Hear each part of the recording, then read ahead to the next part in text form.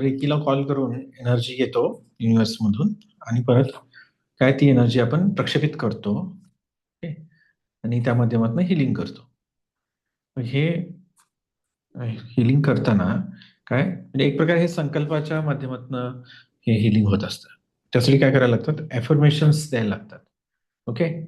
Affirmations म्हणजे काय आहे, तर एक सकारात्मक वाक्य असतात ती, आणि त्या माध्यमातून आपण अ, एक काय म्हणतो, एक रिझॉल्युशन देत असतो त्याला, किंवा ते तो संकल्प आपण केल्यामुळं, किंवा त्याचं सतत रिपिटेशन केल्यामुळं, ओके, ते हिलिंगवर त्याचा सकारात्मक परिणाम होतो. असं आहे. मग आता हे खरं तर ॲफर्मेशन्स काय तुमच्यासाठी हे नाव, हा कन्सेप्ट नवीन नसेल, कारण तुम्ही ऑलरेडी लॉ ऑफ अट्रॅक्शन किंवा मॅनिफेस्टेशनच्या बाबतीत हा शब्द ऐकलाच असेल. हं? तर आपण आज काय बघणार आहे की ॲफर्मेशन्स पहिलं तर काय असतात, म्हणजे पुन्हा म्हणजे ॲफर्मेशनचा कन्सेप्ट काय आहे, तो म्हणजे कसे ॲफर्मेशन्स बनवायचे असतात, कसे बनवायचे नसतात. ओके. डूज अँड डोंट्स दोन्ही पण माहिती असणं गरजेचं आहे, कारण अ, कसं आहे की ॲफर्मेशन्स आपण रिपीट करत असतो, त्यामुळे ते बनवताना आपण ते व्यवस्थित आहेत की नाही हे चेक करणं गरजेचं आहे. दुसरं की ह्या ॲफर्मेशन्सचा वापर करून आपण काय काय साध्य करू शकतो. आता म्हणजे जसं की तर हिलिंग तर करूच शकतो, म्हणजे कुणाचं काय म्हणजे शरीरामध्ये काय आजार असतील, वेदना असतील, त्या बऱ्या तर करूच शकतो. तर अजून काय आहे की तुम्ही अन्नाला ते म्हणतात ना, ॲफर्मेशन्स देऊ शकता, म्हणजे अन्न चार्ज करू शकता, पाणी चार्ज करू शकता ॲफर्मेशन म्हणजे रेकीच्या माध्यमातून. आणि अ, रेकी म्हणजे तेच ना, ती ऊर्जा देताना आपल्याला ॲफर्मेशन्सचा उच्चार करायचा आहे. ठीक आहे. अजून कोणतं आहे? हं. जसं औषधांना चार्ज करू शकतो आपण. राइट. परत समजा रिलेशनशिप्स मध्ये काही प्रॉब्लेम असेल, नातेसंबंध सुधारायचे आहेत, तर नातेसंबंधांना पण आपण ते हेलिंग देऊ शकतो. म्हणजे जसा संदर्भ असेल ना, त्या पद्धतीनं आपल्याला तशा ॲफर्मेशन्स त्याच्या बनवायच्या. ओके. सुसंगत अशा, आणि त्या तिथं वापरायच्या असतात.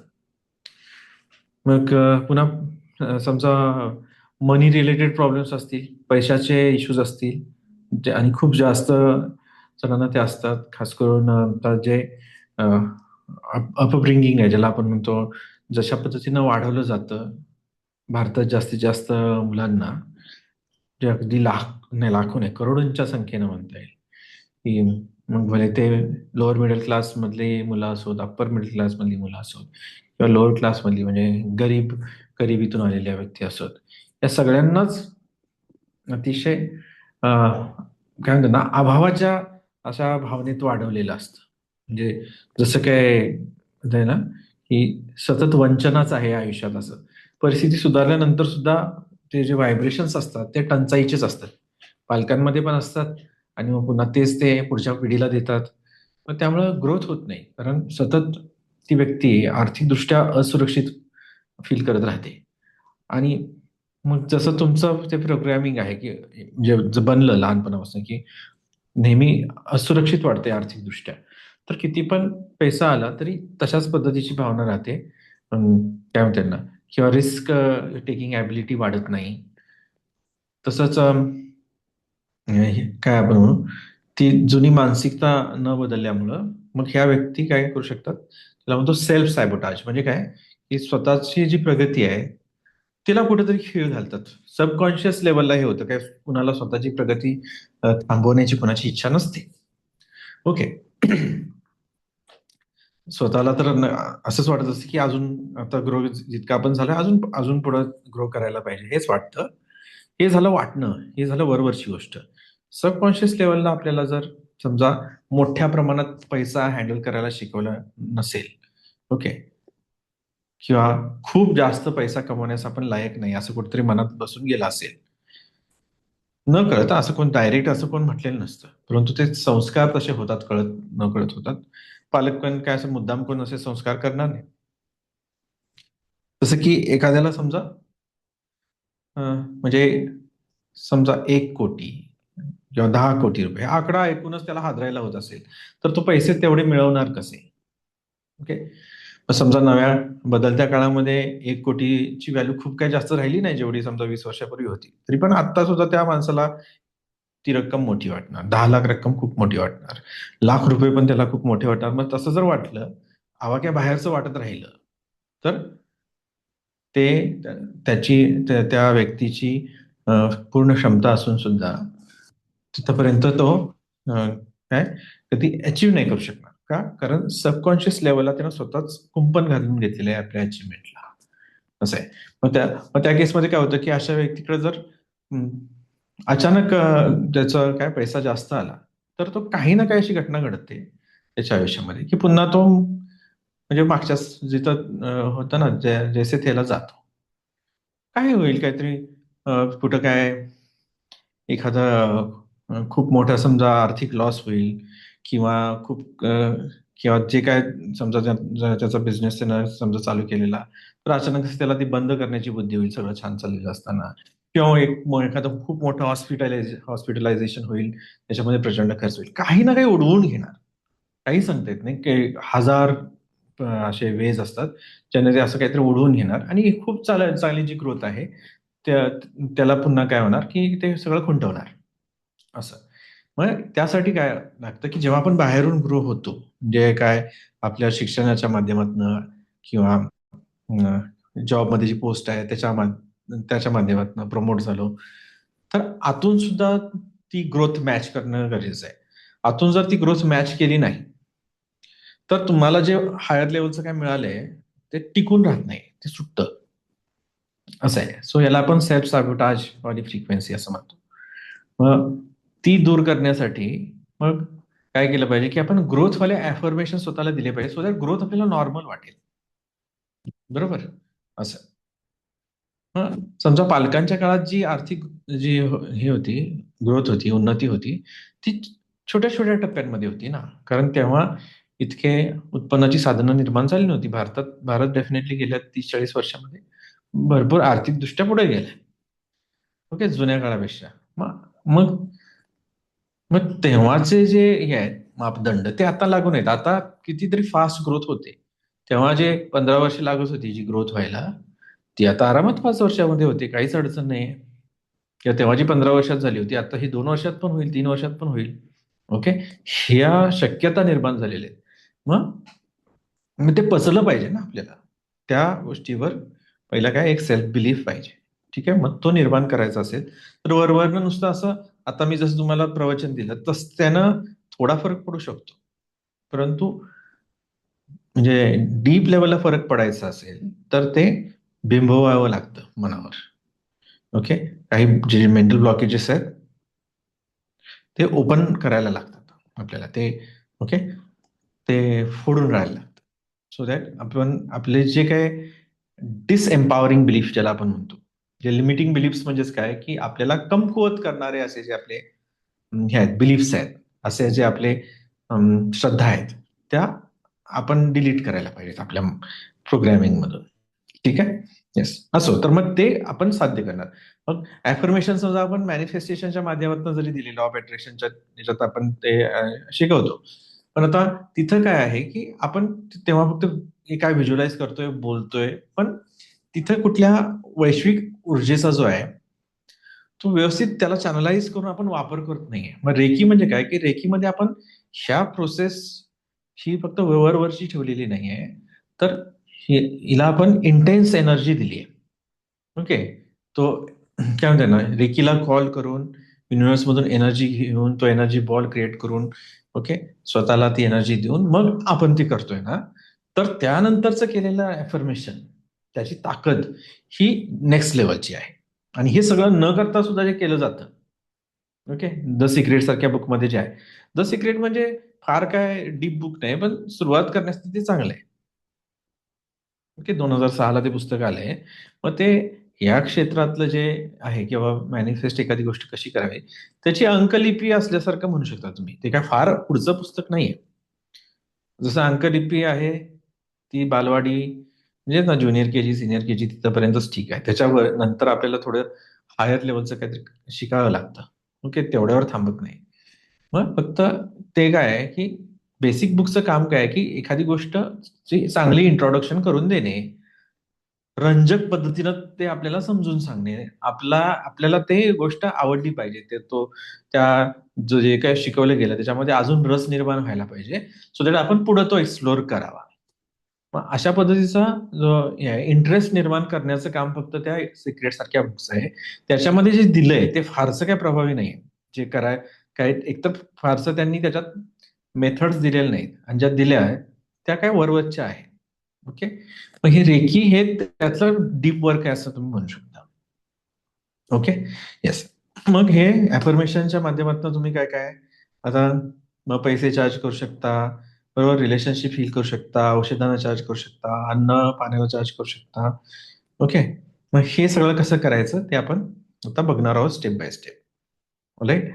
आणि अं, याच्यात आपण मग प्रॅक्टिकल पण करून ते बघू काय. चालेल. आता बघा, सगळ्यांचे व्हिडिओ तुम्ही ऑन ठेवा. एक मिनिट, कुठे गेला व्हिडिओ? ऑन ठेवा. अशा पद्धतीनं सतत असा व्हिडिओ ऑफ वाला असं असेल तर मग मी इन्व्हॉल्वमेंट नसेल तर मी फारसे लेक्चर्स घेत नाही. मी ऑलरेडी खूप बिझी आहे ऍज अ टीचर. ओके, जे ऍडव्हान्स नीट शिकण्यासाठी शेकडो मुलं एका बॅचमध्ये असतात, अशा बॅचेस मी घेतो. हे जे आहे इथं पण कसं ती इन्व्हॉल्वमेंट दिसेल तर अजून पुढचं पण ह्या ग्रुपमध्ये होईल. नसेल तर मग काय, हे काय टाइमपास म्हणून नाहीये, माझ्याकडे वेळ नाही, पहिली गोष्ट सांगतो तुम्हाला. ओके. हे बघा, मग ह्या कनेक्ट होण्यासाठी मग आता कसं की व्हिडिओ ऑन ठेवा, मी जे सांगतोय मध्ये मध्ये ते प्रॅक्टिकल्स पण करा. ऑलराईट. आता सगळ्यात पहिल्यांदा की ऍफर्मेशन म्हणजे काय, तर ऍफर्मेशन म्हणजे एक आपण म्हणतो ना, जे आपल्याला ध्येय साध्य करायचं आहे त्याच्या दृष्टिकोनातून काही सकारात्मक वाक्य असतात, ती आपण सतत रिपीट करतो. ओके, की एक सोपं ऍफर्मेशन आहे जे थोडं गाजलेलं जुन्या काळात. Every day in every way I am getting better and better. Okay, हे गाजलेलं ऍफर्मेशन आहे. आता ते जवळपास 150 वर्ष जुनं झालं, ते त्याच्यापेक्षा जास्त जुनं आहे. म्हणजे काय की दररोज प्रत्येक प्रकारे मी इम्प्रूव्ह होत आहे, मी अधिकाधिक उत्तम होत आहे. ठीक आहे. सो हे ते अफर्मेशन होतं. ऑफकोर्स हे खूप जनरल आहे. आता ते सुरुवातीच्या काळातलं होतं तर मग अफर्मेशन्स अजून म्हणजे ऍडव्हान्स लेवलचे यायचे होते. मग आता ते इम्प्रूव्ह होत होत ज्या लेवलला पोहोचलेत अफर्मेशन्स प्रभावी ठरण्याच्या दृष्टिकोनातून, आपण ते आता बघणार आहे. मग आता याच्यात कसं आहे की अफर्मेशन्स आता त्याचा आता एमिल कुए नावाचा एक माणूस होता, EMILECOUE. मग त्या व्यक्तीने याची सुरुवात केली होती फ्रान्समध्ये. आणि मग त्याला लक्षात आलं की सतत हे समजा हे वाक्य उच्चारायला लावून सुद्धा पेशंट्सच्या तब्येतीमध्ये फरक पडायला लागला, ते बरे व्हायला लागले. ओके, मग का, कारण हे एखादं वाक्य आपण असं चांगलं वाक्य जर सतत रिपीट केलं तर ते हॅमरिंग आहे. ते हॅमरिंगनी काय होतं की ते वाक्य सबकॉन्शियस माइंडमध्ये जातं, आपल्या लॉजिकल माइंड मधून सबकॉन्शियस माइंडमध्ये जातं. म्हणजे ज्याला आपण म्हणतो आपलं अंतर्मन. आणि अंतर्मनामध्ये शक्ती आहे गोष्टी घडवण्याची. ओके, म्हणजे ऑल पॉवरफुल असं आपलं अंतर्मन असतं. अंतर्मनाची शक्ती अगाध आहे, प्रचंड आहे. ठीक आहे. ज्यांना याच्याविषयी थोडं अजून डीप वर्क करायचं आहे त्यांना सांगतो, the power of subconscious mind नावाचं याविषयीचं फार महत्वाचं पुस्तक आहे. अक्षरशः आता त्या पुस्तकाला जवळपास 100 वर्ष पूर्ण होतील, तरी पण सध्या सुद्धा ते अतिशय पॉप्युलर पुस्तक आहे. आता 4-5 पिढ्या संपल्या, पण तरी पण अजूनही ते पुस्तक रेलेव्हंट आहे. Okay, so doctor Joseph Murphy म्हणून ते पुस्तकाचे लेखक आहे. तुम्ही ते आता ऑफकोर्स इंग्लिशमध्ये मूळचं पुस्तक आहे, मराठीमध्ये, हिंदीमध्ये, सर्व भाषांमध्ये ते मिळतं. ओके, ते जरूर घ्या, तर तुम्हाला ह्याच्याविषयी डीप कळेल की अफर्मेशनचं शास्त्र डीप मध्ये कळेल. आणि आपला अंतर्मनाचा वापर करून कसं आपण आपल्या आयुष्यातले गोल्स, आपली स्वप्न साध्य करू शकतो, त्याच्याविषयी सांगण्यात दिले. असो, कमिंग बॅक टू अफर्मेशन्स, तर ते कुठे यूज करायचे, तर आपले गोल्स साध्य करण्यासाठी यूज करायचे. मग गोल्स कुठले असू शकतात? हेल्थ, रिलेशन, करिअर, मनी, अजून काही ह्याच्या पलीकडे स्पिरिच्युअलिटी, म्हणजे कोणतंही तुमचं विथ पॉझिटिव्ह इंटेंट असं कोणतंही गोल असेल ते करण्यासाठी तुम्ही वापरू शकता. ठीक आहे. वेल, मग यात ना, हे बघा ज्योती मॅडम, याच्यात आता तुम्ही कोणतं कशा पद्धतीने यूज करायचे, तर मग ते रिपीट करायचे असतात. मग रिपिटिशनमुळे काय होतं की ते हळूहळू अंतर्मनात जायला लागतात. म्हणजे नुसतं लॉजिकल माइंडमध्ये ते असतील तर त्यांचा प्रभाव दिसत नाही, पण अंतर्मनामध्ये जेव्हा ते स्वीकारले जातात तेव्हा त्यांचा प्रभाव दिसायला लागतो. ओके. मग आपलं एक 90% साधारण म्हणू शकतो की आपलं मनाचा जो भाग आहे तो अंतर्मन आहे, आणि जे सरफेसला जे असतं ते बाह्यमन असतं. बाह्यमन हे लॉजिकल असतं. मग जे लॉजिकली पटतं ते ते ऍक्सेप्ट करतं, नसेल तर ते फेटाळून लावतं. परंतु जर आपण रिपीट रिपीट रिपीट, आता समजा समजा एखाद्याला अजून एखाद्या व्यक्तीला आता एक तो जॉबलेस आहे आणि तो मॅनिफेस्ट करतोय की समजा त्याला 30,000 रुपये पर महिन्याचा जॉब लागलाय.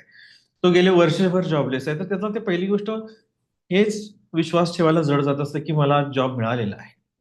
आणि त्यात पण समजा त्याला 10,000चं मिळणं अवघड होतं, मग त्याला 30,000चा समजा मिळाला मिळाला हे त्याला काय होतं, हे अफर्मेशन त्याला बोलणं अवघड जाणार की मला 30,000 रुपये प्रति महिन्याचा आता जॉब मिळालेला आहे आणि मी या जॉबमध्ये खूप खुश आहे.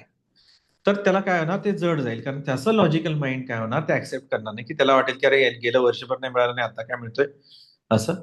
आणि 10,000चा पण मला मिळालं नाही तर 30,000चा कसं मिळेल. एक्झाम्पल, प्रत्येकाचं लॉजिक त्याच्या त्याच्या लेवलला काम करतं. की जो ऑलरेडी समजा अब्जाधीश आहे त्याला समजा मग त्याला कोटींमधले आकडे आरामात पडतात. ओके. पण समजा जो अजून स्ट्रगल करतोय तर त्याला हजारांचे आकडे सुद्धा पटणार नाही. So हे डिपेंड करतं की त्याची रियालिटी सध्याची काय आहे त्या व्यक्तीची. मग त्यानुसार मग ते लॉजिकल माइंड ते फिल्टर आउट करेल, ते त्याचं अफर्मेशन आतच जाऊ देणार नाही. ओके. अंतर्मनात, आणि अंतर्मनात गेलं नाही तर ते मॅनिफेस्ट होत नाही. मग बाह्यमन म्हणजे पहारेकऱ्यासारखं आहे. पण मग हे असे चांगले अफर्मेशन्स भले आपल्या भल्याचे आहेत, पण जर आपल्या लॉजिकल माइंडनं ते ऍक्सेप्टच नाही केले तर आपलं अहित होतं त्याच्यामध्ये. म्हणून आपण काय करतो की ते इतकं हॅमरिंग करतो की कुठं ना कुठे ते सारखं हॅमरिंग करून तो लॉजिकल माइंडचा रेजिस्टन्स कमी होत जातो त्याच्याविषयी. ओके. सतत सतत ते बोलल्यामुळे रेजिस्टन्स त्याचा कमी होतो आणि ते आत शिरतं, एक झिरपतं थोडक्यात ते अफर्मेशन आपल्या अंतर्मनामध्ये, आणि त्यातून मग रिझल्ट यायला लागतात. मग शास्त्र हे आहे की सतत सतत मारा करणे एखाद्या गोष्टीचा, की त्यामुळे सक्सेस मिळतं. ठीक आहे. मग मग ते रिपीट पण करायचं असतं. मग हे कुठं कुठं कशा पद्धतीनं वापरायचे आणि अन्न पाण्याला वगैरे चार्ज कसं करायचं त्याच्याविषयी आपण बोलूया. आणि हे बघा, मासारू इमोतो नावाचे एक फेमस सायंटिस्ट आहेत. म्हणजे अफर्मेशनची ताकद काय असते, अ, आता मला वाटतं ते आता हयात नाही आहेत ते, परंतु मासारू इमोतो एक्सपेरिमेंट म्हणून आपल्याला मिळतं. ओके. ते आपल्याला ऑनलाईन पण मिळू शकेल, ते लगेच दाखवतो तुम्हाला मी तिथं. आता लगेच स्क्रीन शेअर पण करेन. ओके. तर हा सुजाता मॅडम, हे बघा आता त्यात आपण बघू की थोडक्यामध्ये की काय पॉवर आहे अफर्मेशन्सची. बघा आता जस्ट मी स्क्रीन शेअर करून दाखवेन तुम्हाला. हे दिसतात, हे इमोतो आहेत. ओके. आणि त्यांनी पाण्यावर एक्सपेरिमेंट केलं. म्हणजे समजा समजा काचेच्या ग्लासमध्ये पाणी ठेवलं आणि त्याला वेगवेगळ्या प्रकारचे अफर्मेशन दिलं. समजा वेगवेगळ्या ग्लासमध्ये पाणी ठेवलं आणि कुणाला, हे बघा, एक मिनिट हा. हम्म,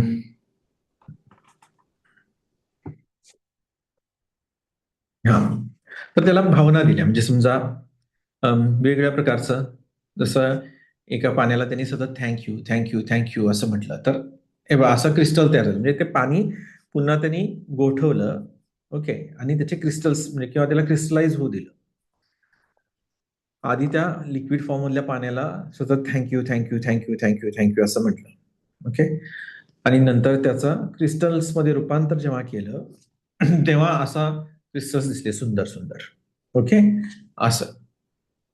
आणि जेव्हा समजा अ, पाण्याला आय लव्ह यू असं म्हटलं तेव्हा अशा प्रकारचे क्रिस्टल्स तयार झाले. मी पुन्हा त्याला क्रिस्टलाइज केल्यानंतर असे क्रिस्टल्स तयार झाले. त्यांनी ते मायक्रोस्कोप खाली जे स्टडी केलं त्याचं आहे. सॉरी, मग हे असं आहे, मग म्हणजे चांगल्या भावना दिल्या जसं की पीस, राईट, विजडम, असं कम्पॅशन म्हणजे करुणा. हं? तर बघा किती छान छान क्रिस्टल्स तयार झाली पाण्याची. ओके, पाण्याला म्हणजे वॉटर हॅज मेमरी अशा प्रकारचं ते एक्सपेरिमेंट आहे. पण ह्या अफर्मेशनचा परिणाम पाण्यावर पण होतो, तर आपल्या शरीरावर सुद्धा होणार या अर्थानं. आणि तेच पाण्याला म्हटलं की मी तुला मारून टाकीन, I will kill you, I will kill you, हे अफर्मेशन दिले त्या पाण्याला. आणि पुन्हा त्याचं काही आणि क्रिस्टलायझेशन करून बघितलं तर असे खराब शेप्स तयार झाले. ओके, किंवा नीट क्रिस्टल बनलं नाही, असं झालं. ओके, मग हे सगळे क्रिस्टलायझेशन नंतर काय रिझल्ट त्यांना मिळाले पाण्याबाबतीत ते इथं दाखवलेलं आहे. त्या पाण्याला म्हटलं तू मूर्ख आहेस सतत, असं त्याला म्हणत राहिले. ओके, सो तर हे असं स्ट्रक्चर तयार झालं जे खराब होतं. मग सांगण्याचं तात्पर्य काय, चांगल्या भावना किंवा चांगले अफर्मेशन पाण्याला दिले सतत सतत सतत, म्हणजे काही दिवस त्यांनी दिले, समजा 15 दिवस अफर्मेशन असे दिले, रोज थोडं थोडं करून, तर त्यानंतर त्यांना ते रिझल्ट मिळालेले आहेत, दीप्ती मॅडम. मग मग आपल्या शरीरामध्ये सुद्धा एक 70-1% पाण्याचा अंश आहे. ओके, तर मग आपल्यावर पण ह्या अफर्मेशनचा परिणाम होतो, राईट. त्यामुळं अफर्मेशन्स हे वापरले पाहिजेत आणि चांगलेच अफर्मेशन वापरले पाहिजेत. मग कोणते अफर्मेशन बनवतानाचे नियम काय, तर शक्यतो कसं सकारात्मक असे अफर्मेशन्स असावे.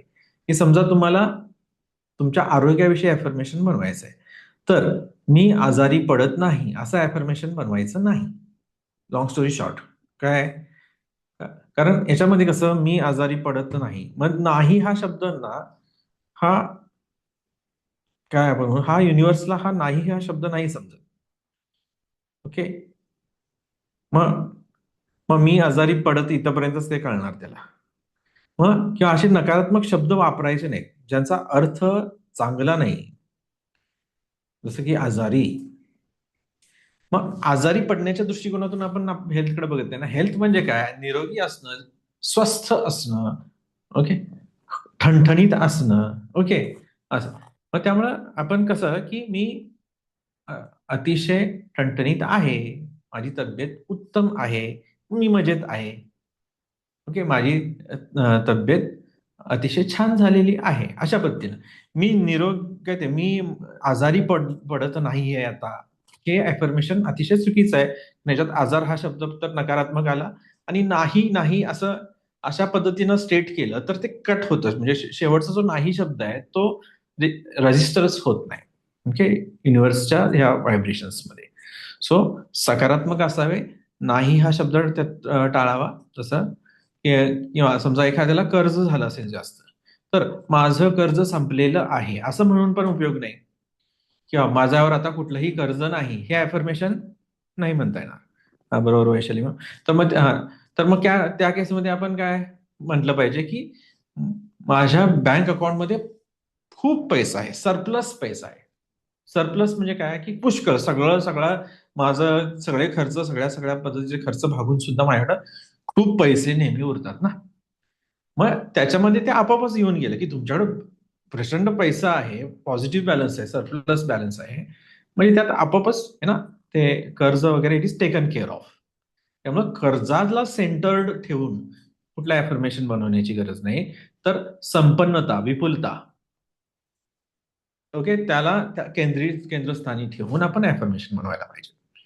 ठीक आहे, कारण जेव्हा आपण माझं आता कोणतंही कर्ज नाही असं जेव्हा आपण म्हणतो, तेव्हा आपण पुन्हा काय की कर्जाच्याच टर्म्स मध्ये बोलतोय किंवा कर्जाला अजून केंद्रस्थानी ठेवून बोलतोय. तो मुद्दाच नाही आहे, ते तर आपल्याला हटवायचंच आहे. ओके, असं. सो मग त्या पद्धतीचे व्हायब्रेशन्स आपल्याला पाहिजेत, आणि जे आपण नको नको म्हणतो ना नेमकं तेच येतं, असं पण आहे. कधी कधी आपण अफर्मेशनचा वापर केलेला असतो स्वतःच्याच न कळत. स्वतःच्याच न कळत म्हणजे असं मी बघितलेलं आहे, आमच्याकडे काही क्लायंट्स आहेत, त्यांचं बघितलंय, त्यांचा अनुभव आहे मधला, किंवा लहानपणापासून आतापर्यंत मी काही नातेवाईकांमध्ये कधी अनुभव बघितलेत, कुठं ओके मित्रमैत्रिणींमध्ये बघितले, तर कोणते की समजा एका व्यक्तीचं असं म्हणणं होतं की काही असो, म्हणजे मध्यमवर्गीय घरातली मुलगी, कसंही असो बाई, तर मला एवढं दारुडा नवरा एवढा नको. बाकी कसंही चाललंय, खरं दारुडा नवरा एवढा नको. म्हणजे कसं की आता हे दुर्दैव हे की आपल्याला लहानपणी कोण शिकवत नाही की युनिव्हर्सकडे मागायचं कसं, देवाकडे मागायचं कसं. काय नको ते कशाला सांगायची गरज आहे, काय पाहिजे त्याच्यावर फोकस पाहिजे ना. तर मग नेमकं असं जे सतत टेन्शन मध्ये असतं ना की दारुडा नवरा एवढा नको, त्यांना बरोबर दारुडाच मिळतो असं होतं. कारण फोकस कशावर आहे, दारुडावर फोकस आहे. दारुडा नवरा नको म्हणजे नाही सारखा शब्द आहे, त्याला काय अर्थ नाही. ओके. सो त्यापेक्षा असं म्हणा ना की मला जसं अतिशय अनुरूप असा नवरा मला मिळालेला आहे, जो हं, अतिशय जे काय असेल तुम्हाला चांगल्या क्वालिटी ज्या ज्या काय आहेत, त्या त्याच्यामध्ये तुम्ही हे करू शकता की अं, समजा शिस्तबद्ध आहे, कष्टाळू आहे, प्रामाणिक आहे, सज्जन आहे, इत्यादी जे काय. ओके. आणि मग या पद्धतीनं पण माझ्या नवऱ्याला कोणतंही व्यसन नको आहे, माझ्या होणाऱ्या नवऱ्याला कोणतंही व्यसन नको आहे. इथं व्यसन पण हा निगेटिव्ह शब्द आला आणि नको. ओके, असं.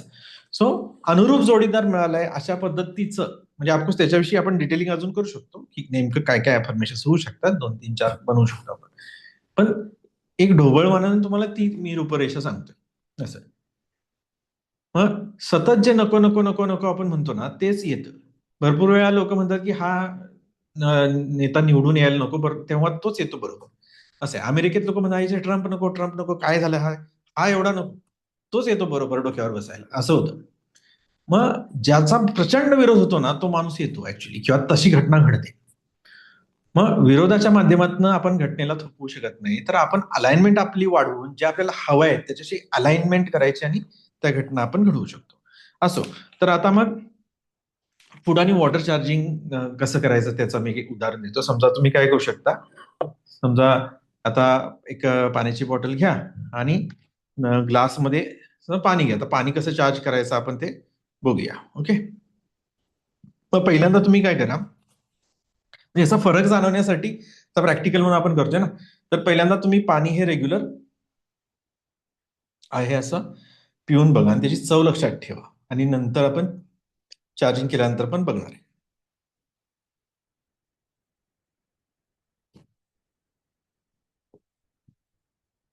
ओके. ठीक आहे. मग आता नेहमीप्रमाणे आपण काय करायचं आहे तुम्हाला सांगतो. आता ही प्रोसिजर आहे ना ती रिपीट रिपीट राहणार आहे. पाण्याला चार्ज असंच करायचं आहे, अन्नाला चार्ज ह्याच पद्धतीने करायचं आहे. ओके. समजा म्हणजे हे फक्त एक टेम्पलेट आहे, हा एक साचा आहे. याच्यासारखंच तुम्ही सगळीकडे करायचं आहे. मग जसं की समजा आता आपला एखादा मुलगा, आपल्या घरचा मुलगा किंवा मुलगी ती एक्झामला जाणार आहे, तर तिचा पेन आहे, तर त्याला पण चार्ज आपण करू शकतो आणि त्याला देऊ शकतो असं. सो म्हणजे याचं ऍप्लिकेशन आहे, त्याचं कुठं वापर करता येईल हे अनलिमिटेड आहे. फक्त एकदा आपण ती टेक्निक शिकून घेऊया, सो दॅट आपल्याला मग क्रिएटिव्हली वेगवेगळ्या ठिकाणी ती गोष्ट वापरता येईल. ओके. येस. मग पहिल्यांदा आपण काय करू की डोळे मिटून फक्त दिव्य रेखीचा तो कॉल करूया. म्हणजे प्रत्येक वेळेस प्रोसिजर सेम आहे की रेखीला कॉल करायचा. मग ती एनर्जी घ्यायची, पुन्हा ती तळहातामध्ये येऊ द्यायची. मग कप शेप मध्ये हात असे करून समजा पाण्याचा ग्लास आहे तर मग तिथं जाऊन त्याला ते काय द्यायचे, अफर्मेशन द्यायचे, म्हणजे ऊर्जा पण द्यायची. जसं जेव्हा आपण ऊर्जा तिथून प्रवाहित व्हायला लागते तेव्हा व्हायब्रेशन जाणवतात तिथं.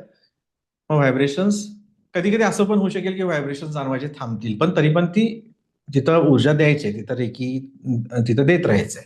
निदान एक 5-1 मिनिटं द्यायचे, 2-3 मिनिटं तर कमीत कमी द्यायला पाहिजे. आयडियली 15 मिनिटं द्यायला पाहिजे. ओके. तेवढा आता आपल्याला वेळ नाही की तेवढा वेळ थांबून ती एनर्जी द्यायला. एक 3 मिनिटं आपण देऊ. मग म्हणजे जी काही वस्तू आहे तिला देणे ती एनर्जी, आणि मग ते अफर्मेशन्स बोलणे, मग झालं. ओके. आणि त्यानंतर मग कॉर्ड कटिंग करायचं. ओके. मग हे 3 वेळा ऑलराईट. सर्व प्रकारच्या नकारात्मक नकारात्मक ऊर्जा, बाधा, शक्तींपासून मी स्वतःला मुक्त करत आहे, मुक्त करत आहे, मुक्त करत आहे. ठीक आहे. एकदाच अफर्मेशन द्यायचं, 3दा ही ऍक्शन करायची आणि पुन्हा कट कट कट हे नाभीजवळ जाऊन बोलायचं. ऑलराईट. मग अशा पद्धतीनं तुम्ही इव्हन स्वतःला सुद्धा हिलिंग देऊ शकता. मग स्वतःला जरी हिलिंग दिलं तरी सुद्धा कॉर्ड कटिंग करायचं. कॉर्ड कटिंग कुठल्याही केसमध्ये करायचंच आहे, कारण आपण त्या म्हणजे कसं की युनिव्हर्सशी कनेक्ट झालेलं आहे. बरोबर. किंवा एखाद्या व्यक्तीला ऊर्जा देत असेल तर त्या व्यक्तीशी सुद्धा कनेक्ट झालेलं आहे, तर ते कनेक्शन पुन्हा कट करायचं असतं. ठीक आहे. येस.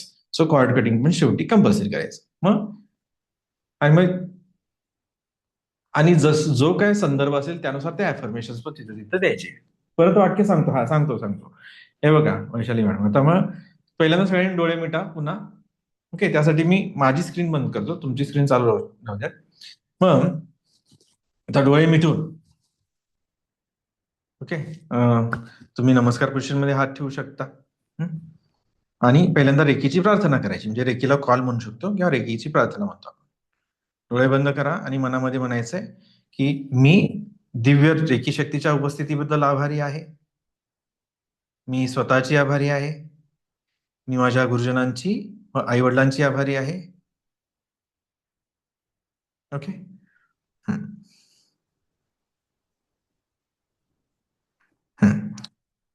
आता या ग्लासमधील पाण्याला मी रेकी देणार आहे, तर या पाण्याचीही मी आभारी आहे. रेकी अमृत, रेकी अमृत, रेकी अमृत.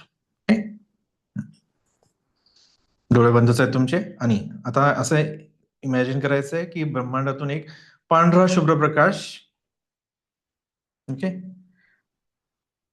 असा ब्रह्मांडातून एक पांढरा शुभ्र प्रकाश असा येत आहे आणि तो तुमच्या सहस्त्रार चक्रामध्ये प्रवेश करतोय.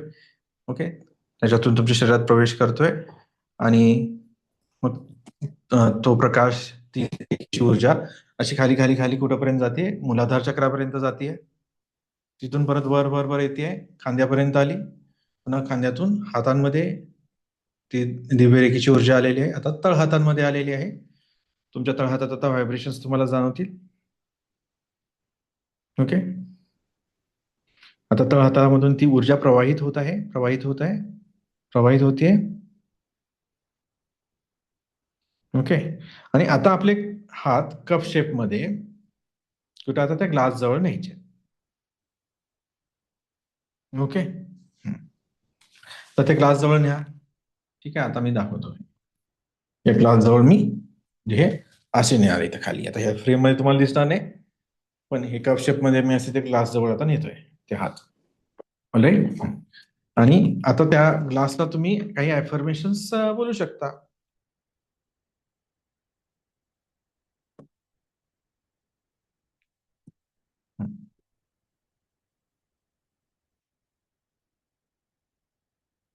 आता कोणते कोणते अफर्मेशन्स बोलू शकता, आता हे बघा आपल्या मनानं आपण बोलू शकतो की हे पाणी माझ्यासाठी अतिशय लाभदायक आहे. ओके, माझ्या सर्व इच्छा आकांक्षा पूर्ण करण्यामध्ये ते मला मदत करत आहे. या पाण्याच्यामुळं मी अत्यंत आनंदी झाले आहे. माझ्या इच्छा मी त्याला सांगितल्यानंतर ते माझ्या इच्छा पूर्ण करत आहे. आणि याची मी खूप खूप आभारी आहे. ओके,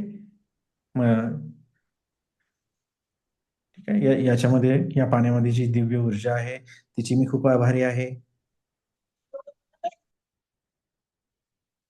मग त्याला थँक्यू थँक्यू थँक्यू म्हणा. त्या पाण्याला I love you, I love you, I love you म्हणा. कारण आपलं जीवनच आहे ना, संपूर्ण जीवन ते चालवतं. ओके, त्याच्याविषयी आपण खूप ग्रेटफुल आहे, ऋणी आहे. ओके, आभारी आहे, आभारी आहे, आभारी.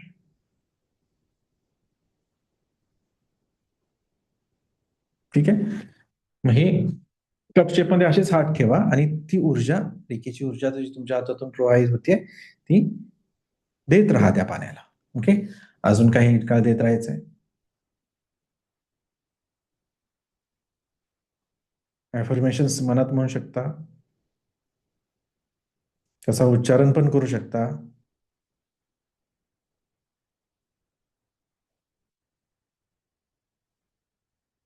ओके, आणि प्रेमानं आणि आभाराच्या म्हणजे ना ऊर्जेनं त्या पाण्याकडे बघायचंय.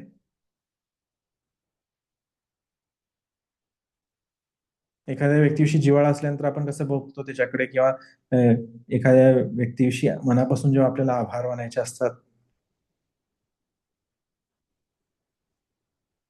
त्या तेव्हा आपण कसं कृतज्ञतेनं त्याच्याकडे पाहतो तशा पद्धतीनं.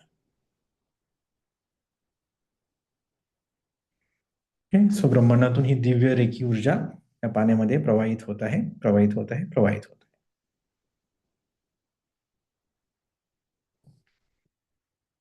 असं मग ते कसं कप शेप मध्ये देऊ शकता किंवा असं पिरामिड शेप मध्ये दिलं तरी चालतंय. तुम्हाला जे कम्फर्टेबल वाटेल तशा पद्धतीने तुम्ही देऊ शकता. ठीक आहे. येस. पाण्याच्या जवळ ते हातामधून तुम्हाला सेन्सेशन जाणवतील, याचा अर्थ ती ऊर्जा तिथे प्रवाहित होती. Thank you, thank you, thank you. I love you. Thank you, thank you, thank you.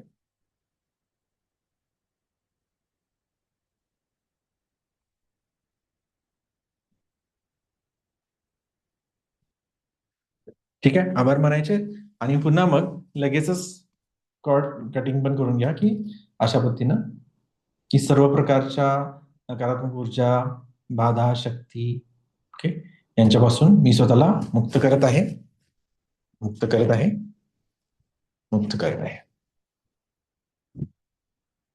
Cut cut. ठीक आहे. तर आपण इथं कट करूया. आता तुम्ही त्या पाण्याची टेस्ट पुन्हा एकदा घ्यायचे आणि तुम्हाला काय फरक जाणवला ते सांगायचं.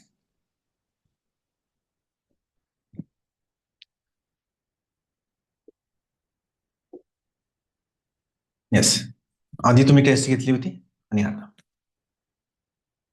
येस सांगू शकता. मेसेज करा किंवा अनम्यूट करा आणि बोला.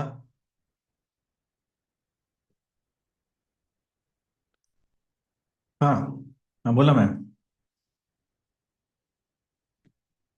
त्याच्या चवीमध्ये तुम्हाला बदल जाणवते?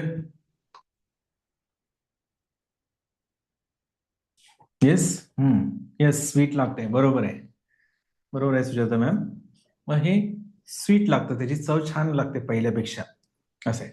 आणि हे तर आपण हार्डली त्याला 3 मिनिटं 4 मिनिटं चार्ज केलं असेल. तुम्ही विचार करा, रोज समजा त्याला निदान 15 मिनिटं व्यवस्थित चार्ज केलं, किंवा सकाळी 15 मिनिटं, संध्याकाळी 15 मिनिटं, किंवा निदान रोज 15 मिनिटं असं आठवडाभर, तरी आपण म्हणजे आपल्याला कितीतरी जास्त फायदे पाण्याचे मिळू शकतात. कारण कसं की पाणी हे खूप इझिली एनर्जी रिसीव्ह करतं, असं आहे. पाणी त्याला रंग कैसा असं म्हणतात ना, जिसमें मिलाऊं उस जैसा. त्यामुळे त्याला जशी ऊर्जा द्याल ते तसं लगेच ग्रहण करतं, असं आहे. म्हणून मग आता अशा प्रकारे मग आता वॉटर चार्जिंग एक्सपेरिमेंट तुम्ही केला. मग सिमिलर एक्सपेरिमेंट तुम्ही फूड चार्जिंगच्या बाबतीत करू शकता. तुमचं अन्न पाणी दोन्ही चार्ज करू शकता आणि त्यानंतर खा, तुम्हाला तो फायदा मिळेल. तसंच तुम्हाला सांगितलं की मग सेम प्रोसिजर म्हणजे कोणतं, की याच्यात कुठल्या स्टेप्स कॉमन आहेत. पहिलं तर की रेकी प्रार्थना. मग रेकी प्रार्थनामध्ये मग पहिल्यांदा ते आपण काय करतो, रेकीला कॉल करतो आणि आभार व्यक्त करतो. ओके, ते फिक्स स्टेप आहेत त्या. राईट. मग त्यानंतर ती ऊर्जा आपल्या है ना ऊर्जेचा गोळा सहस्त्रार चक्रात आला. ओके. पुन्हा मग तो मूलाधारापर्यंत जातो, पुन्हा वरती असा येतो, खांद्यापर्यंत ऊर्जा येते, पुन्हा हातामध्ये येते, हातामधून पुन्हा तळहातामध्ये येते. मग त्याचा एनर्जी इव्हॉल्व करायचा आणि मग पुन्हा ती ऊर्जा द्यायची ज्या काही इच्छित वस्तू आहे तिला.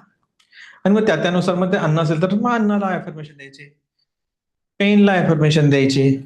तर आता हे पाण्याला तुम्ही आता इथं या ग्लाससाठी ते केलं, मग तेच तुम्ही पाण्याच्या फिल्टरला देऊ शकता, ते चार्ज पूर्ण फॅमिलीसाठी होऊन जाईल. लक्षात आलं? ते तुम्ही माठाला देऊ शकता. ओके, एकदम है ना, संपूर्ण फॅमिलीसाठी एकदम असं. मग याचे अतिशय चांगले परिणाम आपल्याला मिळतात. मग काही वेळ समजा आता तुम्ही याला जर दिलं चार्जिंग कुठल्या फिल्टरला, तर मग समजा की माझं पूर्ण कुटुंब, हा बरोबर वैशाली मॅम, की अतिशय गुण्यागोविंदानं येतं राहत आहे, आमच्या सगळ्यांच्या मध्ये खूप सारा प्रेम आहे, जिव्हाळा आहे, असं तुम्ही मग त्या पाण्याला चार्ज करा. ओके. आमच्यामध्ये है ना खूप चांगलं सामंजस्य आहे सगळ्यांमध्ये. मग तिथं असं नाही अफर्मेशन द्यायचं की आमच्यामध्ये कुठली भांडणं होत नाहीये, ते अफर्मेशन द्यायचं. ओके. मग ते भांडणं होण्याचं इमेजरी येते समोर. ठीक आहे, असं. सो मग आम्ही अतिशय आनंदानं राहत आहोत आमच्यामध्ये. मग ते कसं शक्यतो वर्तमान काळात वर्तमान काळात अशी ती अफर्मेशन असावी. आम्ही आनंदानं राहत आहोत, की आमच्यामध्ये खूप प्रेम आहे, आमच्यामध्ये खूप सामंजस्य आहे. ओके. आमच्या घरातल्या सर्वच सदस्यांना त्यांच्या करिअरमध्ये चांगली ग्रोथ मिळत आहे. त्यांच्या क्षेत्रामध्ये ते खूप सुखी आहेत. ओके. आणि आम्ही एकमेकांना खूप वेळ देतो. म्हणजे हे प्रेझेंट प्रेझेंट कंटिन्युअस टेन्स मध्ये शक्यतो बोलायचं असं. मग म्हणजे काय की ते आता असं चालू आहे, ऑलरेडी ते अचीव्ह झालेलं आहे, अशा पद्धतीनं बोलायचं ते. जास्त म्हणजे कसं अंतर्मनाला हा काळामधला फरक कळत नाही की भविष्य आणि वर्तमान ऑलरेडी आता आहे म्हटलं तर तशा पद्धतीच्या गोष्टी तुमच्या आयुष्यात आकर्षित व्हायला लागतात. आणि जे तुम्ही ते व्हिज्युअलाइज केलंय, जे अफर्म केलेलं आहे, ती वस्तुस्थिती निर्माण व्हायला लागते. ठीक आहे. असं. ओके. मग हे झालं ऍफर्मेशन्स विषयी. मग सगळीकडे त्याचा वापर करू शकता. ही जी जादूची छडी आहे म्हणा, कुठेही तुम्ही फिरवा, त्यातनं तुम्हाला ते रिझल्ट भारी भारी मिळतील. ओके. मग आता काय नवरा बायकोचं रिलेशन आहे समजा, तिथं काय प्रॉब्लेम असेल तर त्या बाबतीत तुम्ही हिलिंग देऊ शकता. औषधं समजा, आपल्या घरातले एल्डरली कोण माणसं आहेत ते त्यांना रोज औषधं वापरायला लागत असतील, मग त्या औषधांना डायरेक्ट तो काय औषधाचा डबा आहे त्यालाच हिलिंग द्यायचं. ओके. असं डेली देऊ शकता, किंवा निदान दर शनिवार रविवार हिलिंग द्यायचं त्या डब्यांना, असं करू शकता. मग हे मग याचे अनलिमिटेड ऍप्लिकेशन तुम्हाला करता येतील. मग राहिला प्रश्न आता याचा, किंवा रेखीची प्रार्थना. मग सांगितलं तुम्हाला मी की रेखीची प्रार्थना मग ह्या ड्राय अफर्मेशन्स पेक्षा हे खूप जास्त पॉवरफुल आहे. मग मी ह्याच्या आधी अफर्मेशन वापरले नव्हते का, म्हणजे खूप आता अफर्मेशन हा शब्द तर मी जे ते सिक्रेट पुस्तक आल्यापासून 2006 पासून म्हणजे ऐकतोय की तिथं पहिल्यांदा शब्द तो होता नव्यानं वापरलेला. मग ड्राय अफर्मेशन्स म्हणजे काय की हे रेखीची ऊर्जा न घेता जे आपण करतो, जे लॉ ऑफ अट्रॅक्शनची ती पुस्तकं वाचून लोक करतायत, मग त्याला पुरेशी ताकद मिळत नाही, कारण किंवा ते आतून बदल होत नाही. ओके. पण रेखीची ऊर्जा कशी आहे की आपल्या आतून कार्यान्वित होत असल्यामुळं हे अफर्मेशन फास्ट काम करतात. ओके. चालेल. आता याच्यामध्ये अजून आहे काही की पैशाविषयीचे ब्लॉकेजेस कसे काढायचे, त्याच्याविषयी पण मला काही तुम्हाला सांगायचं आहे, आणि मग त्यानंतर आपण क्लोज करू आजची मीटिंग. ओके. तर आता बघा की पैशाविषयी पण खूप सारे ब्लॉकेजेस असतात, म्हणजे कितीही म्हणजे कितीही समजा सुखवस्तू परिवार असू दे, त्यांच्यामध्ये पण ते ब्लॉकेजेस आढळतात आपल्याला. कारण जे लहानपणी जशा पद्धतीनं वाढवलं गेलेलं असते आपल्याला, मग ते पालकांनी आपल्या जसं शिकले त्यांच्या काळात, ते लहान होते त्यांना जेव्हा जसं वाढवलं तसंच तेच तेच पुढं प्रत्येक पिढीला पुढं पुढं तेच जातं. मग याच्यात अपडेट्स होत नाहीत. मग काही काही चुकीचं पॅरेंटिंग न कळत होतं, असं काही कोण मुद्दाम नाही करत. पण समजा आता मग पैशाविषयीचे कितीतरी गैरसमज असतात. तुम्ही काही सांगू शकता का मला असे गैरसमज की जे आपल्यामध्ये असतात आणि ज्यामुळं पैशाचा आयुष्यातला फ्लो आपला ब्लॉक होतो? सांगू शकता? येस बोला किंवा टाईप करा पटापट. येस, सांगा ना. आपण आता पैसा कसा चार्ज करायचा ते पण सांगणार. आता हेच आता जे आपण सांगितलं तुम्हाला की चार्जिंग, मग मनी पण चार्ज करू शकता तुम्ही. समजा घरामध्ये जी कॅश आहे, मग ठराविक समजा कॅश बाजूला काढायची, त्याला चार्ज करायचं, आणि मग ते चार्ज केल्यानंतर 3 महिने ते वापरू नका. समजा तुम्ही एक 10,000 बाजूला काढले आणि त्याला चार्ज केलं ना, आताच्या ह्या पद्धतीनं, जसं पाण्याचा तुम्हाला नमुना सांगितला मी, तर मग 3 महिने तुम्हाला ते खर्च नाही करायचे, घरीच ठेवायचे, त्यानंतर तुम्ही खर्च करू शकता. ओके. हे झालं पैशाच्या विषयी पण. मग आता तुम्ही सांगा की पैशाच्या विषयी निगेटिव्हिटी कुठली कुठल्या स्वरूपात असते आपल्या लाईफमध्ये, ते सांगा बघूया. सांगा, मतलब काही बिलीफ्स असे किंवा कोणते असे असतात, किंवा तुम्ही काय विचार करता ते पण सांगितलं तरी चालेल. तो बिलीफ चांगला आहे की नाही ते आपण त्याच्यानंतर बघू. Limiting beliefs. लिमिटिंग बिलीफ्स म्हणजे समजते ना की ज्याच्यामुळं काय होतं की आपल्याला आपलं जे एकूणच आपली विचार क्षमता मर्यादित होऊन जाते. आपण संकुचित विचार करायला लागतो. हे बघा, बिलीफ्स दोन प्रकारचे असू शकतात. एकतर एम्पॉवरिंग बिलीफ्स असतात की ज्याच्यामुळे काय होतं की आपलं मन अजून सशक्त होतं. आपल्या मनाच्या कक्षा रुंद होतात आणि आपले गोष्टी घडवण्याची, मॅनिफेस्ट करण्याची ताकद वाढते. आणि दुसरं असतं की डिसएम्पॉवरिंग बिलीफ.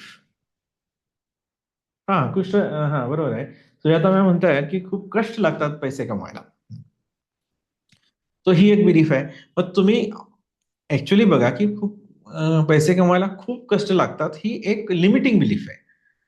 असं आहे की हे ह्या जगामध्ये असे कितीतरी लोक आहेत, अगदी लाखो नाही करोडोंच्या संख्येने या जगभरामध्ये, की जे फारसे कष्ट न करता पैसे मिळवतात. सो मग पैसे म्हणजे कष्ट केल्यानंतरच पैसे मिळतात, हे ही एक लिमिटिंग, मग जे जे लिमिटिंग बिलीफ आहेत ना, ते आपल्याला आपल्या मनातनं काढून टाकायचे आहेत. ओके. कारण तुमची जशी बिलीफ सिस्टम असेल ना, तशा घटना आपल्या आयुष्यात आकर्षित होतात.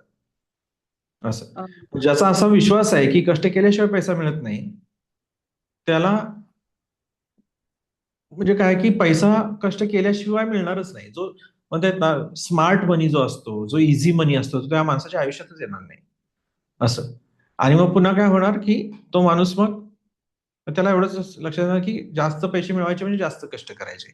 मग तो स्वतःच्या तब्येतीकडे दुर्लक्ष करेल, ती व्यक्ती स्वतःच्या कुटुंबाकडे दुर्लक्ष करेल आणि नुसतंच कष्ट करत बसेल आणि त्याचा पण पाहिजे तसा रिझल्ट त्याला मिळणार नाही.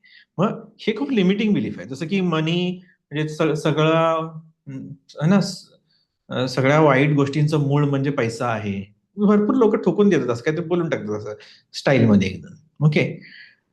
सगळ्या गोष्टींचं, वाईट गोष्टींचं मूळ म्हणजे पैसा. ओके. पुन्हा अजून कोण म्हणतं अं, काय की माझा पैशाबरोबर काय एवढं व्यवस्थित नाही जमत, म्हणजे मला काय पैसा हाताळता येत नाही. किंवा जो श्रीमंत असतो तो काही ना काही त्यांनी भ्रष्टाचारच केलेला असतो. चांगली माणसं श्रीमंत होत नाहीत, बेईमान माणसं श्रीमंत होतात, असं बरंच काय काय. ओके. अम, किंवा एखाद्याने जास्त पैसा मिळवला तर नक्कीच त्याने काहीतरी 2 नंबरचं काम केलेलं आहे म्हणूनच त्याच्याकडे पैसा आहे, नाहीतर असू शकत नसतो. असे खूप आहेत, म्हणजे आता ह्याचं काय लिस्ट काढेल तेवढी कमी आहे आणि जगभर अशा प्रकारचे बिलीफ्स आहेत. ओके, एकच मिनिट. तुम्हाला काही नमुना म्हणून सांगतो. आता तुम्ही बोलत नाही तर मी काही इथं यादी तुम्हाला सांगतो. तुम्ही खरं तर बोलायला पाहिजे, म्हणजे त्यातनं कसं होईल, तुमचं हिलिंग होईल जेव्हा तुम्ही बोलाल याविषयी. ओके. ज्याला म्हणतो मिथ्स अबाउट मनी. मिथ्स म्हणजे चुकीच्या धारणा. असं म्हटलं जातं की श्रीमंती म्हणजे पैसेला राजयोग असावा. हा, मग अशी राजयोग हो. असावा असं. हो. हा, मग हे असं कितीतरी चुकीच्या धारणा आहेत की ते हातातच इथं रेषा पाहिजे, ती नाहीतर नसतं हम्म, बाबा. हम्म. असं असला राजयोग पाहिजे, तसला राजयोग पाहिजे. मला आठवतंय म्हणजे हे खूप इट्स फनी. पण आमच्या एका, आता हे सगळं डिटेलमध्ये सांगत नाही, पण नातेवाईकाच्या घरी मी बघायचो खूप लहान असताना की त्यांनी असं नवीन घर बांधलं तर तिथं लिहिलेलं असं खडूनी सुविचार लिहिलेले. मग त्यात लिहिलेलं की श्रीमंताच्या गाडीचे पेट्रोल म्हणजे गरिबाचे रक्त असते. असले सुविचार तिथं लिहिलेत त्यांनी. विचार करा. मग काय अर्थ याला? ओके. पेट्रोल पेट्रोल पंपावर मिळतं त्याला, जे इंधन आहे ते, त्याला गरिबाचं रक्त शोषण्याची काही गरज नाही.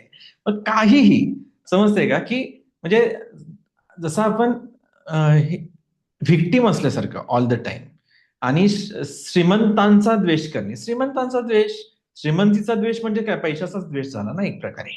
असं आहे. मग अशा ज्या धारणा आहेत, मग मग एवढं टोकाचं काय काय ते ते त्याच्यात लिहिलेलं असायचं. मग किंवा पैशानं माणसाची नियत बिघडते. ओके. पैशानं माणसाला गर्व येतो. असं खूप काय काय. तो पैसा आला म्हणून बिघडला. मग याचा अर्थ पैसा आला की सगळी माणसं बिघडायलाच पाहिजेत. मग मग हा माणूस काय विचार करणार की अरे मला तर बिघडायचं नाही, तर तो आयुष्यात पैसा येऊ देणार नाही, हे लक्षात घ्या. सबकॉन्शियस लेवलला ते असं ऑपरेट होतं. ओके. आणि मग तो माणूस म्हणतो की माझ्याकडे पैसा येत नाही. अरे तुला वाटतं स्वतःला की पैसा ज्याच्याकडे येतो तो माणूस बाद होतो, तर मग तू कसा तुझ्या आयुष्यात कसा पैसा येऊ देशील ना? ते सबकॉन्शियस माइंड त्याची काळजी घेतं की ह्याच्याकडे नाही आला पाहिजे पैसा. असं. कारण ह्याला तर म्हणतात ना, ह्याला खराब व्हायचं नाही, बाद व्हायचं नाहीये. मग याचा काही संबंध नाहीये की पैशाचा आणि एखाद्या व्यक्तीची नियत खराब होण्याचा. पैसा आपल्या ठिकाणी आहे, त्याची नियत मुळचीच खराब होती. ती पैसा आल्यानंतर फक्त दिसत असेल तुम्हाला, ती आधी पण होती, आधी पण नीट बघितलं असतं तर कळली असती ती नियत, हे म्हणतोय मी. सो त्यात त्या व्यक्तीचा आहे तो जो काय दोष असेल, तो काय पैशाचा नसतो, हे सांगतोय मी. मग ह्या सगळ्या धारणा जोपर्यंत आपण दूर करत नाही, तर किंवा आमच्याकडे म्हणजे एक सांगतोय की अम, की समजा गावाकडचा मुलगा आहे, त्याला यायचं होतं पुण्याला शिकायला, तर त्याचे वडील म्हणतात आता मला काय विकतोस काय, असं. आता पुण्याला पाठवायचं असं शिकायला तर कुठल्या माणसाला स्वतः विकण्याची नाही गरज आहे. म्हणजे कुठली कुठं नेऊन ठेवायची गोष्ट, म्हणजे जसं काही इतके आयुष्यात मारामार आहे का, असं काही नाही. सगळ्या महाराष्ट्रातनं लोक येऊन शिकताय तिथं पुण्यामध्ये. काय त्याचा विषय, मग अव्वाच्या सव्वा करणे. मग मग ह्याला काय अंत नाही की किती किती निगेटिव्ह बिलीफ्स लोकांच्या पैशाविषयी आहेत. पण ह्या जेवढ्या असतील तेवढं मॅनिफेस्टेशन मध्ये तुम्हाला प्रॉब्लेम येणार, असं. की किंवा पैशानं नाती खराब होतात, असं. मग ज्याला नाती खराब करायची नाही आहेत, तो आयुष्यात पैसा आकर्षित करणार नाही. संधी असली तरी तो संधी सुटू देणार, असं हे सगळं होतं. ऑलराईट. मग त्यामुळे एकतर फार चुकीच्या ज्या धारणा आहे त्या, मग काय होतं की मग त्याच म्हणजे माझ्या असं परिचयात एक व्यक्ती आहे की जी अतिशय प्रामाणिक आहे, पण त्यांचा आता 80 वर्षाची व्यक्ती असेल ती, पण त्यांना मी खूप आधीपासून बघतोय, आता साधारण गेले 30 वर्षापासून बघत असेल मी, लहान लहान होतो तेव्हापासून. तर त्यांची श्रद्धा आहे की ज्याच्याकडे पैसा असतो तो माणूस बेईमान होतोच, असं आहे. ते स्वतः अतिशय प्रामाणिक आहेत आणि त्यांच्याकडे पैसा येतच नाही मग. आणि हे सगळंच्या सगळं त्यांनी त्यांच्या पुढच्या पिढीला पण शिकवून ठेवले. मग मुलगा पण प्रचंड स्ट्रगल करतो पैसे मिळवण्याच्या बाबतीत, आणि त्यांची ही पण श्रद्धा आहे की कष्ट करणाऱ्या माणसाला काही पैसा मिळत नाही. कष्टाळू आणि प्रामाणिक माणसाला कधी पैसा मिळत नसतो, त्याचं आयुष्य असंच जातं. ओके. आणि पैसा एकदा मिळाला की माणूस खराब होतो. म्हणजे सगळं मुलाला पण शिकून ठेवलेलं आहे, मुलींना पण शिकून ठेवलेलं आहे. मग त्यांच्या आयुष्यात मग काय, ते कष्ट पण करतात आणि मग पैसा पण नाही पुरेसा मिळत, असं. पुन्हा त्यांना हे पण शिकून ठेवलं की पैशानं नाती खराब होतात. मग ज्यांना ज्यांना त्यांनी पैसे दिले त्यांच्या बरोबर सगळ्यांची नाती, त्या सगळ्यांच्यावर त्यांची नाती खराब झालेली आहेत ऑलरेडी, असं. सो हे एवढं स्ट्रॉंग प्रोग्रामिंग आपण करतो. मग सांगण्याचं तात्पर्य हे की आपण आपल्या अंतर्मनाला आपला शत्रू बनवून ठेवलेला आहे. आपलं अंतर्मन आपल्या अगेन्स्ट काम करते अशा पद्धतीने. सो याविषयी आपण जागरूक व्हायला पाहिजे आणि ह्या चुकीच्या धारणा पैशाविषयीच्या काढून टाकल्या पाहिजेत. आणि आणि मी आता कसं आपण डोळे उघडून जर बघितलं, आपण जर दुनिया थोडीशी फिरून बघितली, तर आपल्याला लक्षात येतं की नाही, खूप चांगल्या मार्गानं प्रचंड पैसा मिळणारी खूप माणसं आहेत. त्याचा चांगला विनियोग करणारी खूप माणसं आहेत. पुन्हा इमानदारी बेईमानी याचा पैशाशी काय संबंध नाही. जो माणूस इमानदार आहे तो इमानदार आहे, तो गरीब असला तर इमानदार आहे, तो श्रीमंत झाला तर इमानदार आहे, असं आहे. जो बेईमान आहे तो, त्याच्याकडे पैसा असो नसो, तो बेईमानच आहे. सो त्याचा काय थेट पैसा पैसा कुणाला काय बिघडवत नाही, हे लक्षात घ्या.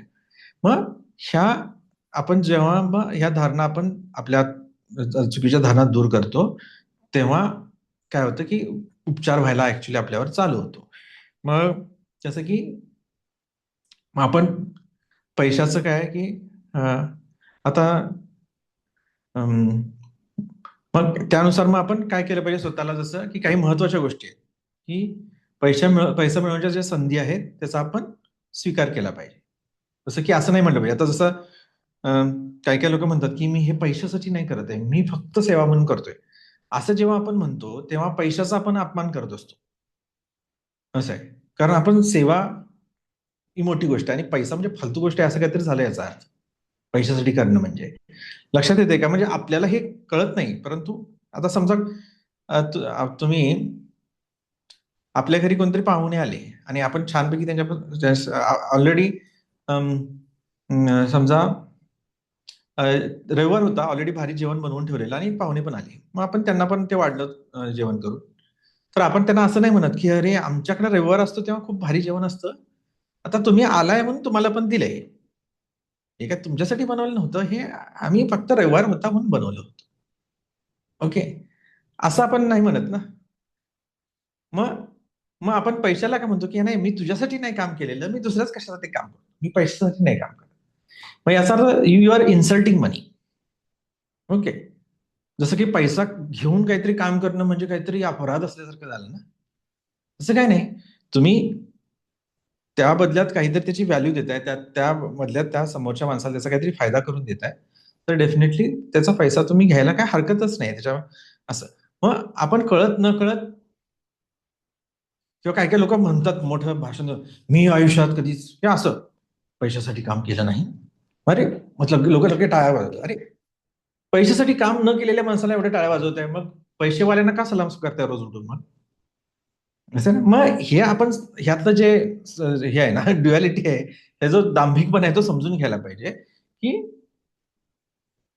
एकूणच आपलं आयुष्यातल्या बेसिक गरजा असो किंवा त्याच्या पलीकडच्या गरजा, एक चांगलं कुटुंब चालवण्यासाठी असो, एखादी संस्था चालवण्यासाठी व्यवस्थित असो, मुलांचा सांभाळ करण्यासाठी, सगळ्या कारणांसाठी, रस्ते बांधण्यासाठी किंवा काय म्हणता येईल ना, कुणाचा इलाज करण्यासाठी, सगळ्या कामासाठी पैसाच लागतो.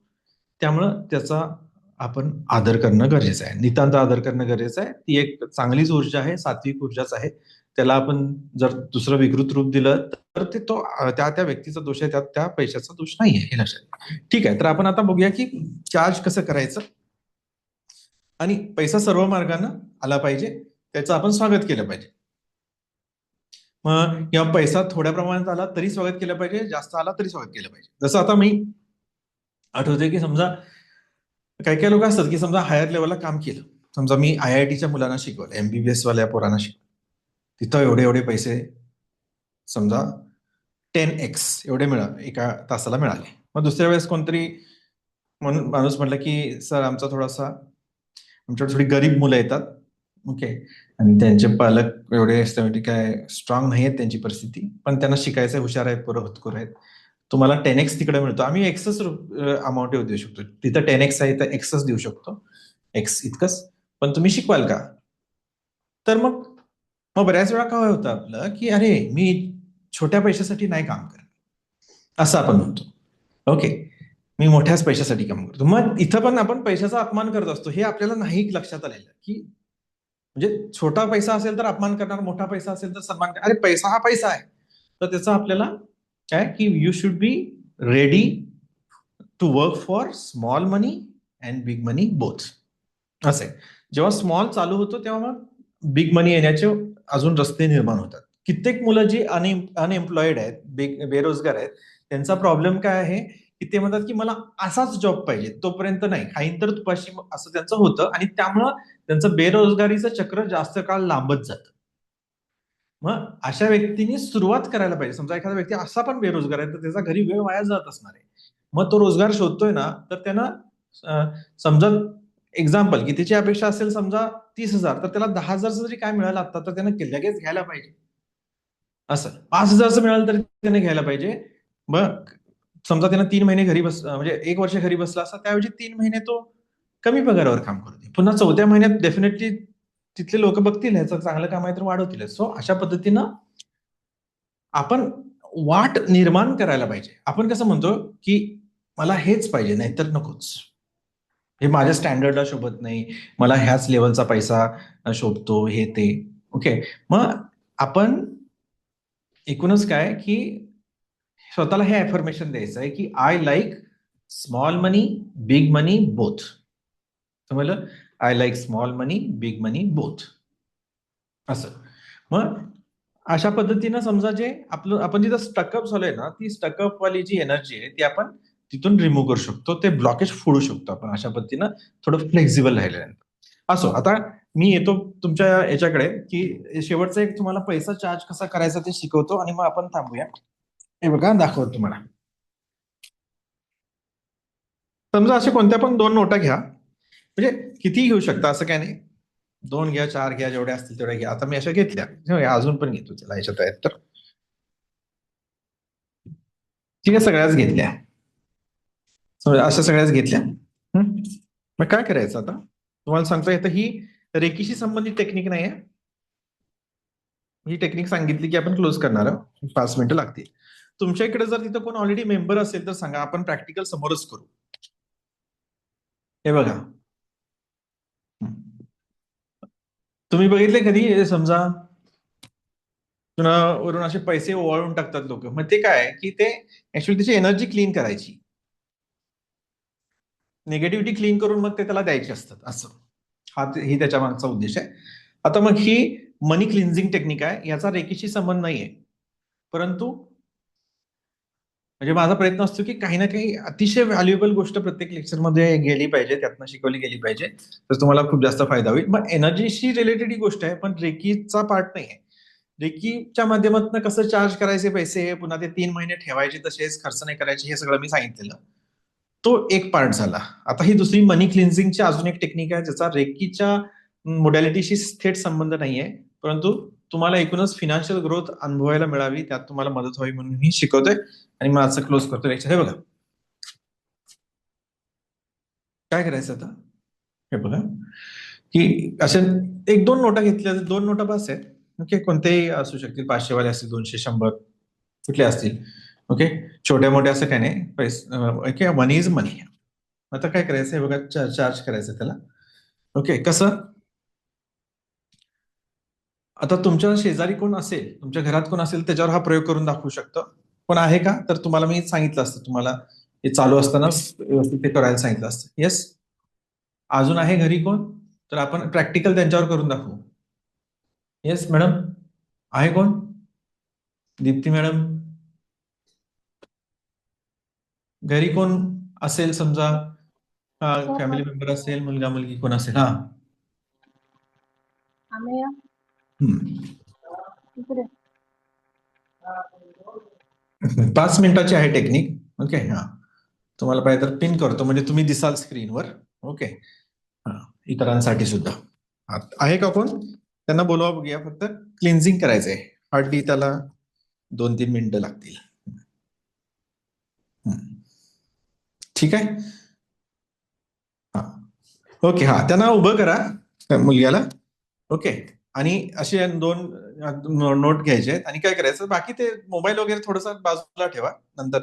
हा, ओके, हा, आता काय करायचंय, म्हणजे तो दिसेल असं, म्हणजे पाहिजे तर साईड व्ह्यूला ठेवू शकता. कसं आहे की तुम्ही पण त्या फ्रेम मध्ये या, आणि पहिल्यांदा काय करायचंय की सहस्त्रार चक्राच्या इथं क्लिनिंग करायचं असे उभे राहून. तुम्ही तुम्ही करा त्याचं. ठीक आहे. हा, तो दिसला पाहिजे आम्हाला, एवढंच. असं फ्रेम अशा पद्धतीने लावा त्याला.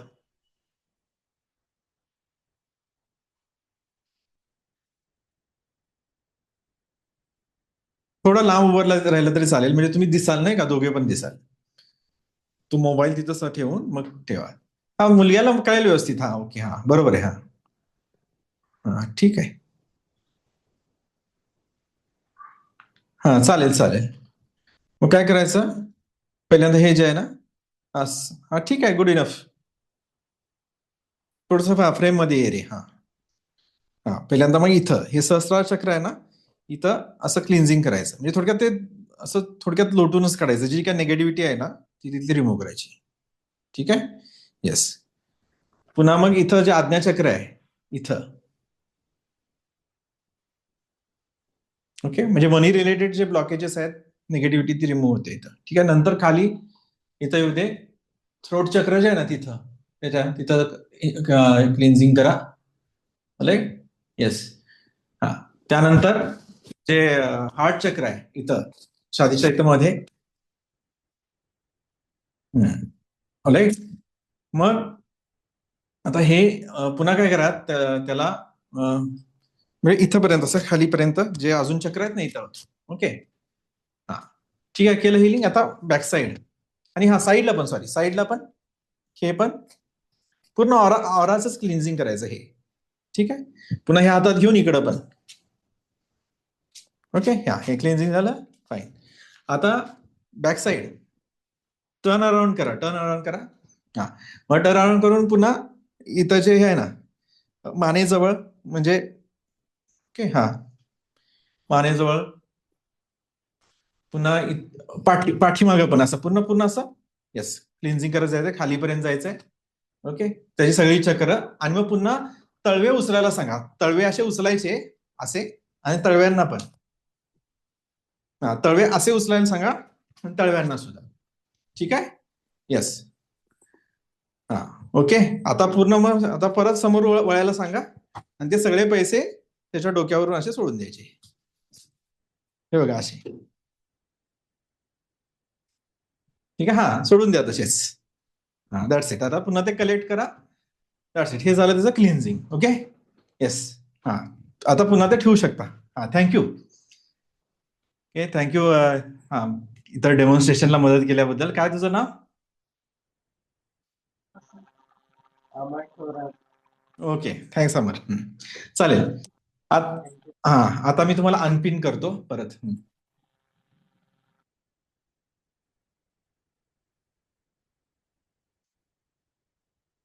हा, तुम्हाला पिन केलं होतं मी, आता अनपिन करतो.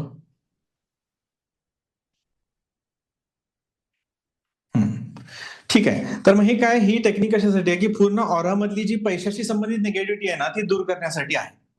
ओके. आणि त्यातनं भरपूर हलकं वाटतं. मग असं आपण स्वतःच पण करू शकतो. म्हणजे आता घरात दुसरा फॅमिली मेंबर असेल तर त्याला आपलं करायला सांगायचं. हे सर्व चक्र, हे सर्व इकडे इकडे, इथं पण इथं ठेवायचं पाहिजे थोडा वेळ असं. आणि पुन्हा ते पैसे असे सोडून द्यायचे आणि मग परत कलेक्ट करून ठेवून द्यायचे. मग ते काय तुम्ही खर्च केले चालतात, हे काय रेकीचा नाही विषय हा. त्यामुळे तुम्ही ते खर्च केले चालतील, ठेवले तरी चालतील. आणि इथं काय कॉर्ड कटिंगचा पण मुद्दा येत नाही, कारण हा काय रेकीचा प्रोटोकॉल नाही. राईट. सो अतिशय पॉवरफुल ही टेक्निक आहे. कारण तुमचं एकूणच ऑरा क्षेत्रामध्ये काय हे असेल, निगेटिव्हिटी असेल ती रिमूव्ह होते. आयुष्यामध्ये पैशाचा प्रवाह सुरळीत व्हायचा खूप फायदा होतो. Yes yes. Okay ma'am. Vaishali ma'am, okay, thank you. आणि ह्याचा प्रचंड फायदा झालेला आहे सांगतो तुम्हाला मी. हे ज्यांचं आम्ही असं हे अशा लेक्चर्स मध्ये डेमो म्हणून सुद्धा केलेलं आहे ना, तर त्यांना त्याचे म्हणजे खूप क्विक रिझल्ट मिळालेले आहेत. मग तुम्ही हे स्वतः करा, रेग्युलरली करत चला.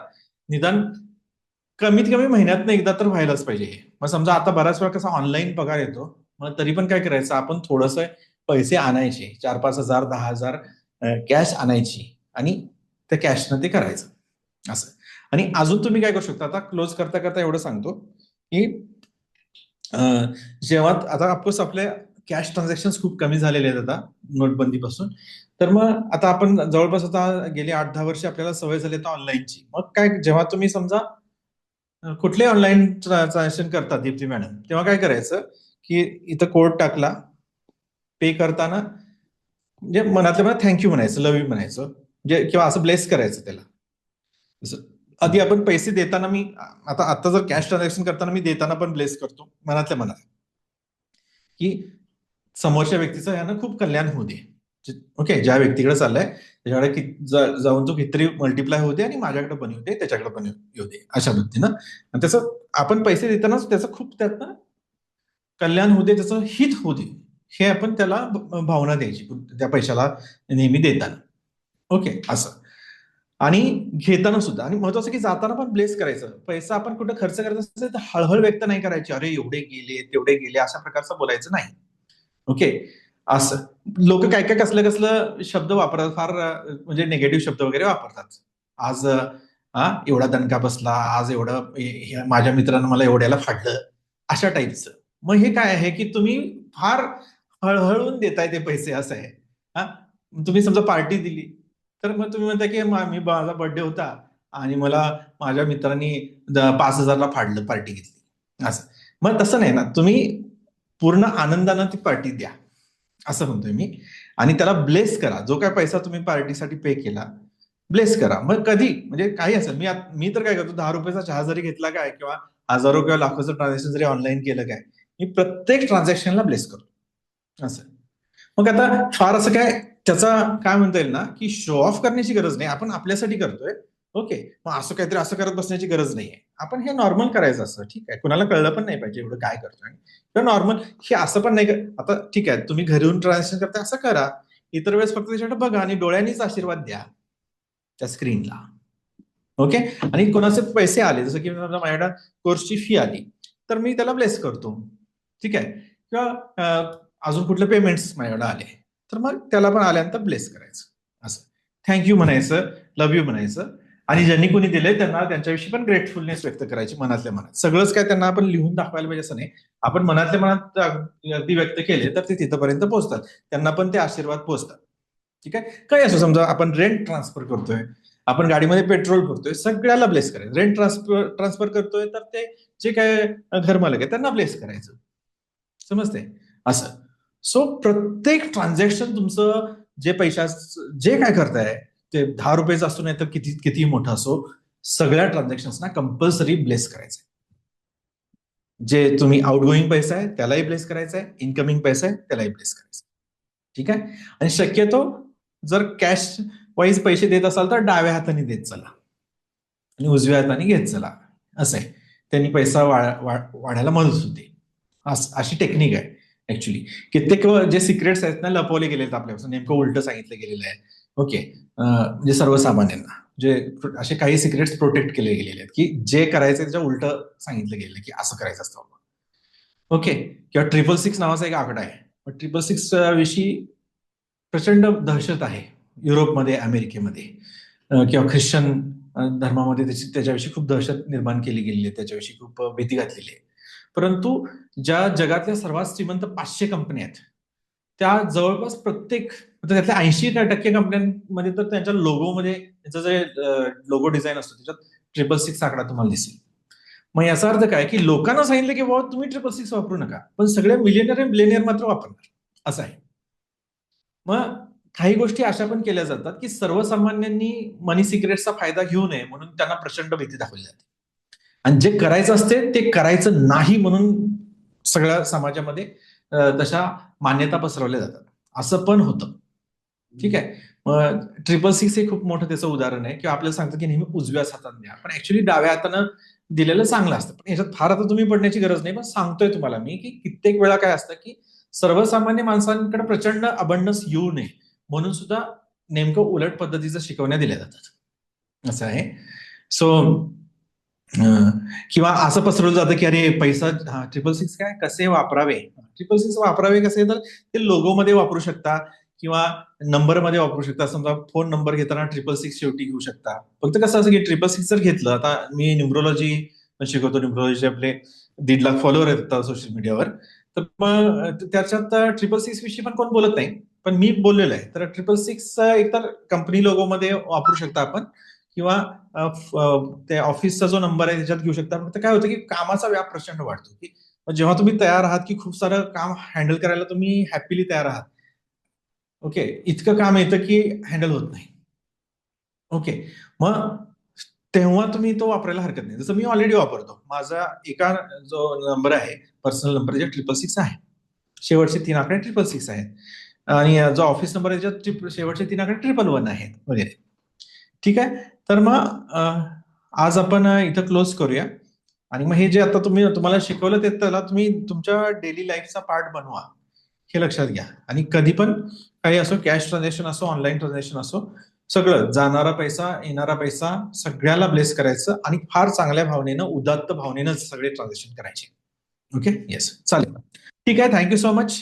आणि आपण उद्या भेटू. उद्या ह्या काय ते उद्या हे जे रेकी लेवल 1चा लास्ट डे आहे. ओके. आणि उद्या आपण जो लेवल 2, 3, 4 हे पण लॉन्च करणार आहे, त्यासाठी पण तुम्ही तयार राहायचं आहे. आणि परवा दिवशी अट्युनमेंट असणार आहे, म्हणजे शक्तिपात दीक्षा असणार आहे. ठीक आहे. उद्याचं आणि परवाचं कंपल्सरी अटेंड करा, लाईव्हच अटेंड करा शक्यतो. याचं रेकॉर्डिंग दिलं जाईल. चालेल. सो मला खात्री आहे की बरेच तुमचे जे गैरसमज दूर होते पैशाविषयीचे ते दूर झाले असतील. काही नवीन तुम्हाला म्हणता येईल ना इन्साइट्स मिळाले असतील, जसं तुम्ही डेली लाईफमध्ये वापर करून तुमचं पैशाविषयीचं जे फ्रिक्वेन्सी आहे ती खूप हायर लेवलला नेऊ शकता आणि त्याचा खूप फायदा तुम्हाला तुमच्या लाईफमध्ये नक्कीच होईल. मग हे मनी क्लिन्झिंगची टेक्निक पण रेग्युलर वापरा. तुमच्या फॅमिली मेंबर्स पण करत चाला आणि स्वतःचं पण करू शकतो. ही जी टेक्निक आहे ना आता तुम्ही जी केली ती कोण नसेल दुसरा मेंबर तर आपण स्वतः पण करू शकतो. ठीक आहे. अशा पद्धतीने हे इकडं असं करायचं, पुन्हा असे करायचे आणि आता पाठीमागे काय जास्त इफेक्टिव्हली करता येते पण हरकत नाही आणि मग पुन्हा असे पैसे सोडून द्यायचे. चालेल. Okay. So we close it here. काय प्रश्न असेल तर विचारा, नाहीतर थांबतो मी. ओके. ठीक आहे. कल्याण मस्त.